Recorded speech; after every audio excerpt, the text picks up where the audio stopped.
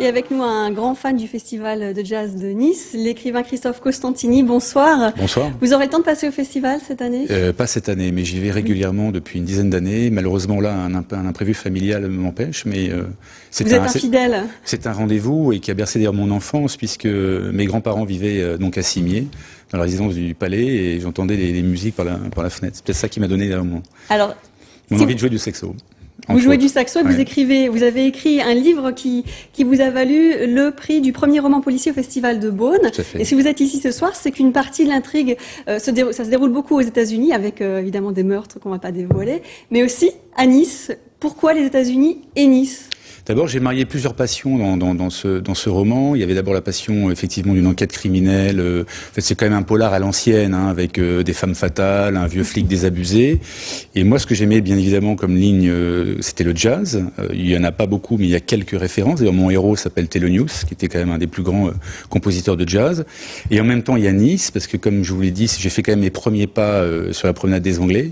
C'est là où j'ai appris à marcher. Et puis, il y a également un flic corse, quelque part aussi, qui est à Nice. Et puis Nice, c'est une ville de polar. J'ai été très marqué. Ville intrigue. C'est une ville intrigue. Je me rappelle toujours de ce film où Sacha Distel joue le rôle d'un méchant étrintignant. Je crois que c'est Sans mobile apparent.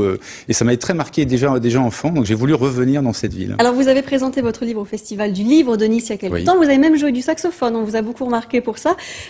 Pour vous, écrire un polar et jouer du saxo, du jazz, c'est la même chose, c'est la même dynamique? C'est la même chose, en tout cas, c'est la même chose. Par rapport à ce livre-là, j'avais le premier chapitre en tête et le dernier. Et c'est un peu comme ça que fonctionne le jazz. C'est-à-dire que vous avez des grilles, on sait toujours comment un morceau commence, comment il termine. Et la différence de la musique classique, c'est qu'au milieu, ce n'est que de l'improvisation. Et j'ai écrit, en fait, ce livre vraiment comme un morceau de jazz, puisqu'au fur et à mesure, j'essayais d'explorer, chaque chapitre me donnait des idées.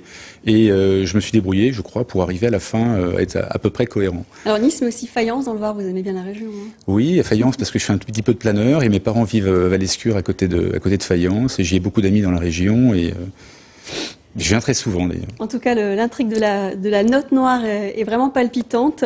Édition du Masque, prix du premier roman policier au Festival de Beaune. Qui a remplacé Cognac, et si je puis me permettre, il y a un blog qui s'appelle lanotenoire.com qui regroupe tout un tas d'anecdotes qui ont fait le jazz. Merci beaucoup. On vous Merci à vous.